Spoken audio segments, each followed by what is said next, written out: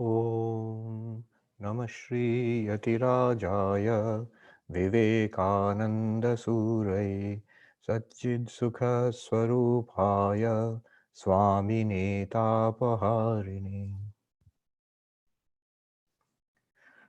Namaskar. I offer my pranams to Revered Swami Parasharanandaji Maharaj, to whom I am grateful for inviting me to this Bhakta Sammelan. My pranams also to the other revered Swamijis who are speaking in this program. My namaskars to the other esteemed speakers and to all the devotees who will be watching this online.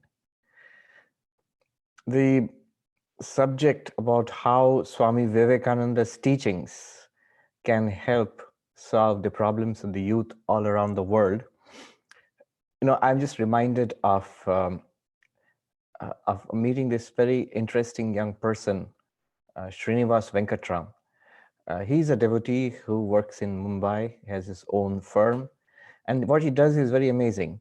He takes the ideas of Swami Vivekananda and tries to translate them into methods for actually helping, in practical ways, uh, the youth, organizations, both private sector and public sector, in educational institutions, how to transform the lives of people and organizations using Swami Vivekananda's ideas.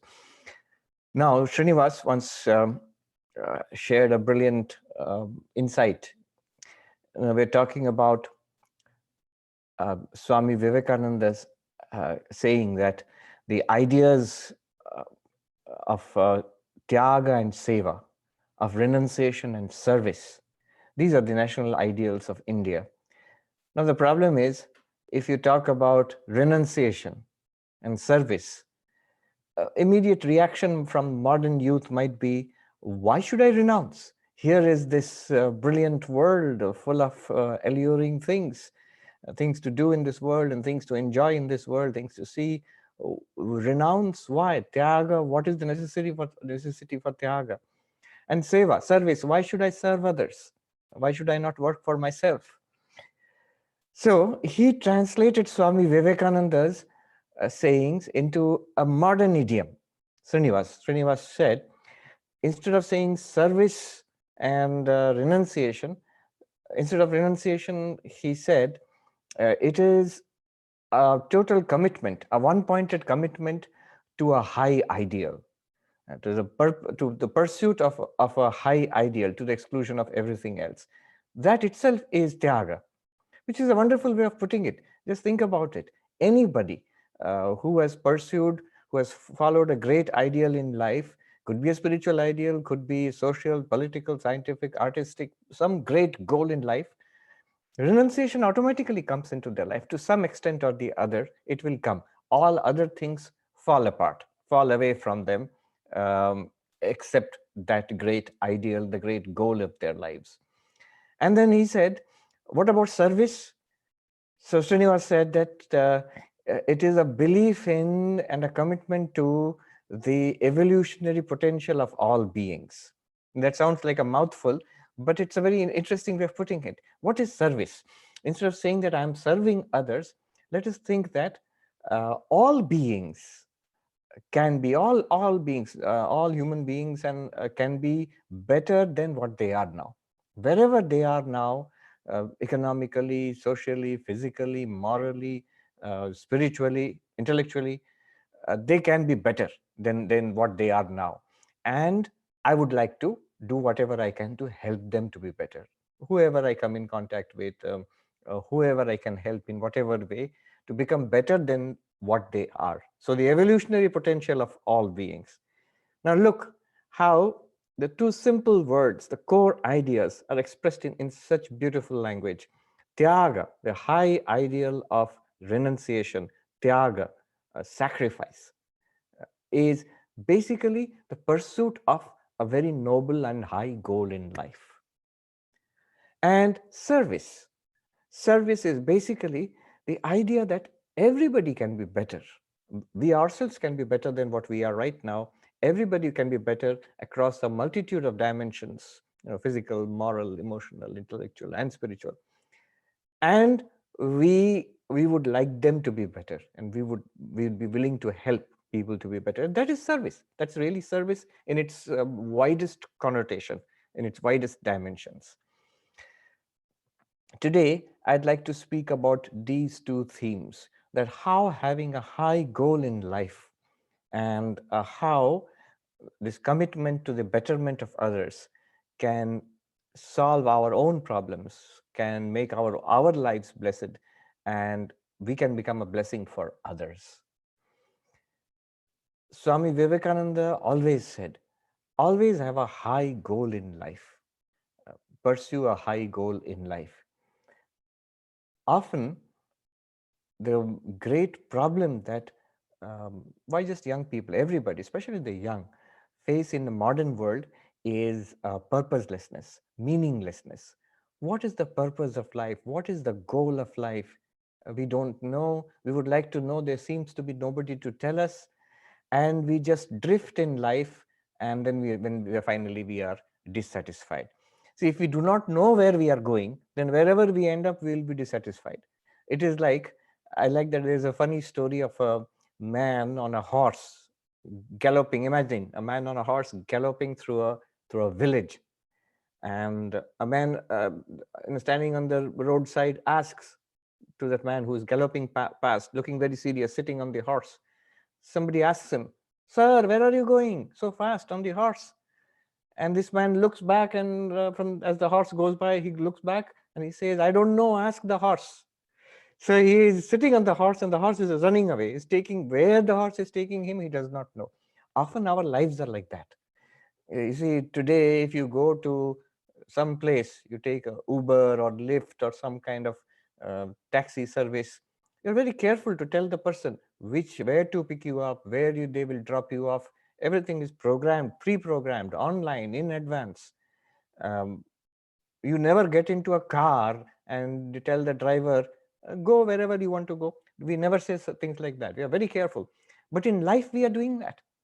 We have gotten into this vehicle called life, and where it is taking us, we don't know. So a purpose, a goal in life is essential. Um, Swami Vivekananda said that your most noble ideal, what should be your ideal in life? What should be your goal in life? The highest and the most noble thing that you can think of. Where we will work, what we will eat, where we will stay, all these things are open nowadays. These are variables. Peter Drucker was a great management guru. He wrote in one of his books, Management Challenges for the 21st Century. He said, in this age, it's an age of choice. Until last 200 years, maybe till the 18th century or so, the vast majority of humanity, imagine their lives, our ancestors who lived up to say 200 years ago, the vast majority of them, they would live where they were born. They would live there, they would grow up there, and they would die there. Mostly, they did not travel very far. They would do the jobs of their own ancestors. Most people did not change jobs. They would marry within the community. They would wear the dress of their community, of their ancestors, and they would eat the food which was common to their community and the locality, and so on. The language they spoke, all of that was more or less the same as their own ancestors of that same locality. But today, in the 20th and especially in the 21st century, the choice is vast. A young person growing up today will grow up in one place, study in another place, will go to work in another place, another city, another country, and maybe will retire and settle down at the end of the life in another place, maybe a different country. The person will most likely marry outside the community, will most likely work in jobs, almost certainly they will work in jobs which are very different from the jobs that their parents or grandparents worked in. So, and the food they eat, the dress they wear, the music they listen to, all these are so diverse and different. Life is changing very fast, and there is a tremendous amount of choice. And therefore, there is the importance of choosing wisely. Earlier, there wasn't much choice, and there wasn't much you could do to change your life. But now life is changing so fast that one great skill that young people need today is the ability to choose wisely. And to choose wisely, one needs a high goal in life. What should be one's goal in life? Swami Vivekananda gives us freedom here. It could be anything. He says any high goal among everything that appeals to you, whatever appeals to you, choose the highest, the most noblest. If you see Swami Vivekananda's life as Narendranath Datta, he chose the highest possible goal. He could have been anything he wanted in life, but he chose the highest possible goal. The highest goal was, can I see God? He would go around asking people there itself in Calcutta, sir, have you seen God? Can one see God? And finally, he met Sri Ramakrishna, who was the first person who told him with confidence that, yes, God can be seen. I have seen God, and you too can see God. So God realization was his goal.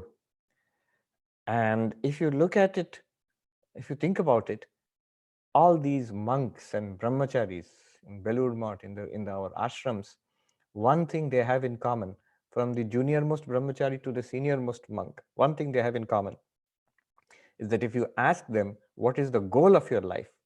They will immediately be able to tell you. We will immediately tell you our goal of life is to realize God and to let our lives be of some benefit to others. Swami Vivekananda said, Atmano mokshartham jagat hitaya cha, that we want to attain spiritual illumination, God realization. And also, as an expression of that spiritual pursuit, our lives should be of service to humanity. What a high and a beautiful philosophy. This is what Swami Vivekananda has given us. And notice the effect of having a high goal in life. I often think we are very ordinary people, the monks and brahmacharis. You may think that their Maharaj is, all these monks are extraordinary beings. In one sense, they are, but in one sense, we are ordinary people, at least to begin with. What makes the difference is an extraordinary goal, is a high goal, high purpose in life. We have made God realization, Brahma Jnana, moksha, the purpose of our lives. Practically, seriously, we take it seriously that enlightenment is the goal of our life. Service to others is the goal of our life. And that having a high goal, it transforms your life. How does it transform your life? You see, all the time we are faced with choice. Every moment of our life, what to do, what to say, what to think. Choice, even our thoughts, we have a choice to think this thing or that thing. We don't think so in that way. Our thoughts come automatically, they flow automatically, almost by a default setting, though it's not good. Our minds are scattered and we have no control over that, but we do have a choice what to entertain in our minds, which thought to say yes to, and which thought to say no to. We have a choice to what words we use, what do we talk about, and finally, most importantly, what do we do with our lives? The purpose of our daily activities. We have a choice. And how to choose? Only when we have a high goal in life, a high purpose in life. If your purpose in life is science or art, if your purpose in life is, maybe it could be to build a big business empire, whatever it could be, and or if it is God realization, now you know how to choose. If my purpose is such, then what should I do with my day? What kind of language should I use? What sort of thought should I have in my mind? All those answers will become clear. High goal in life helps us to make the crucial decisions in life. Decision making is especially very, very important. It was always important throughout our lives. Upanishad itself says, Shreya and Preya, the noble and the purposeful, meaningful on one hand, and the pleasant and the easy and the distracting on the other hand, they keep coming all the time. And we are supposed to choose. So it's Upanishad from thousands of years ago, it says. And those who choose the Shreya and reject the Preya, say yes to the Shreya and reject the Preya, say yes to the meaningful, the noble, the high and the supreme, and say no to the easy, the distracting, the superficial, they attain the highest goal of life. And the others do not attain anything at all. That is the sad thing about not having a goal in life, is that you are unable to decide what is right and wrong. A lot of time is wasted. A lot of wrong decisions are taken, or no decisions are not taken at all. And generally, uh, there is no satisfaction in life. Ultimately, neither this life nor the life hereafter, neither is attained. The purpose of neither is attained if we do not have a high goal in life.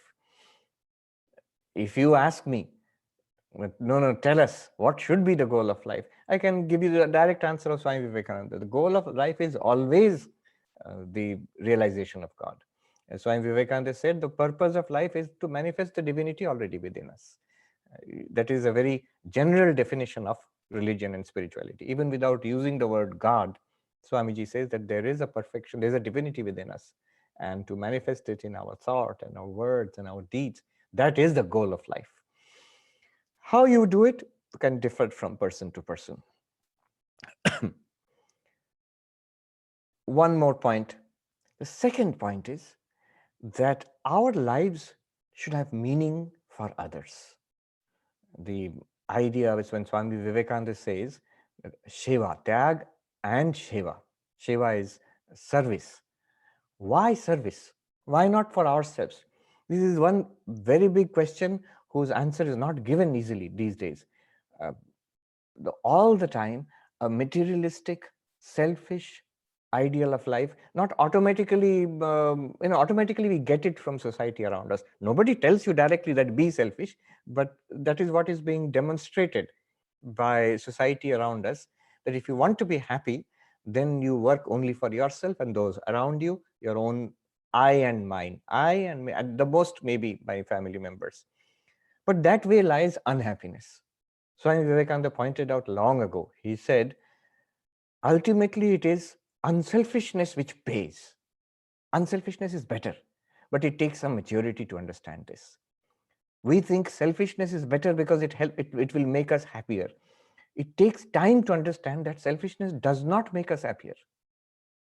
Selfishness actually makes us unhappy after some time. It even makes you unsuccessful in life.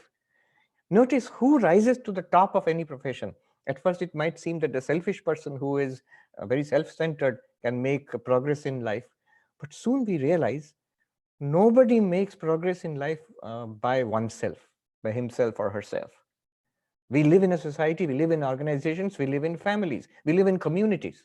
So you always need the help and the appreciation and the cooperation of others, even to prosper in your own personal life. The unselfish person, the person who gives unstintedly of his own time and energy and resources, that is the person others like. And that is the person others want to promote. Organizations want to promote such a person. Communities want to elevate such a person. In the family and in friendship and friend circles, such a person is most beloved. If you want to be like successful in friendship, in marriage, in your career, in your community, then unselfishness is the key. Even for personal success, unselfishness is the key. It will transform your life into a blessing to yourself, and you will become a blessing to others. Modern positive psychology is backing this up now, that there is a lot of research which shows altruism, unselfish behavior is the key to happiness.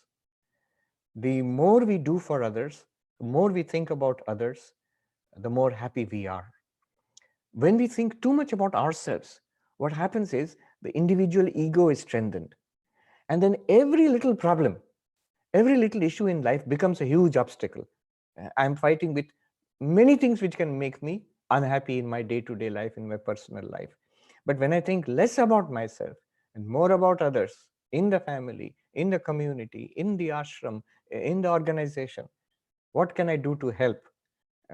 Then my own problems diminish to nothing. I have no time to think about my own self or my own little problems, and we feel happy. There is a general gladness and happiness. Think about it.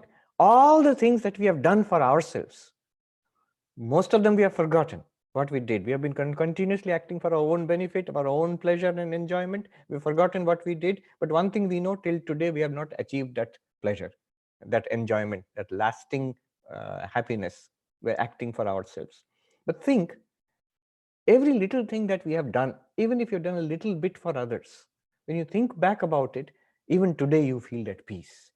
And one thing you never regret, often you regret doing things selfishly, but you never regret in life doing things for others. They may not be grateful to you. People may not acknowledge it, even better. People may not even know what you have done, even better.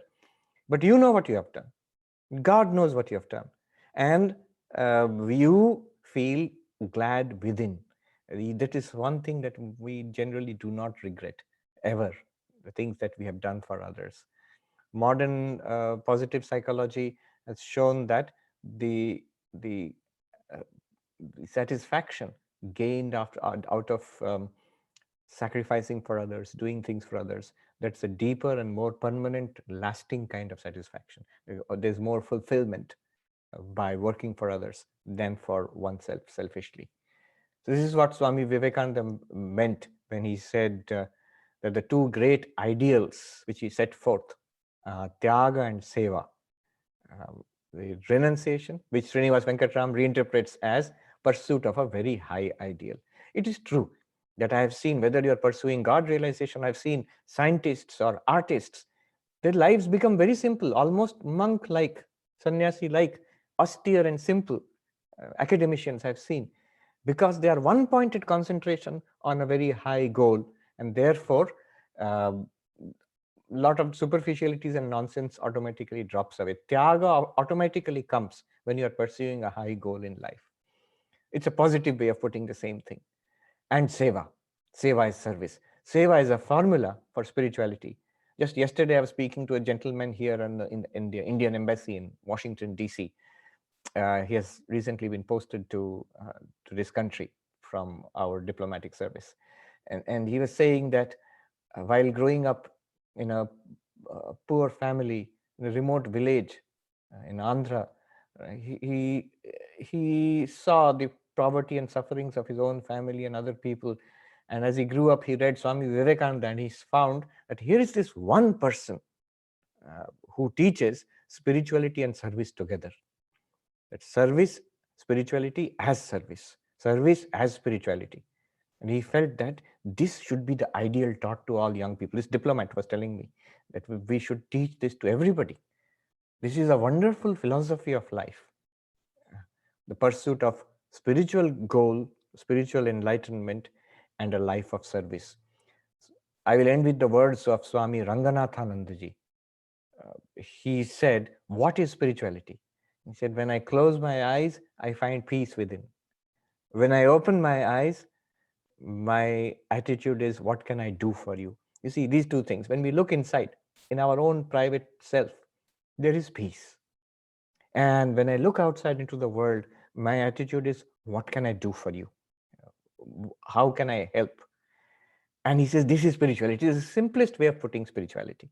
You see, it is the same thing. Tyaga and seva. Atmano mokshartham jagat hitaya cha. Peace within and service outside. With these few words, I would once again offer my pranams to the revered monks, and my pranams and thanks to revered Parasharanandaji Maharaj for giving me this opportunity. May Thakur Ma and Swamiji bless all of us.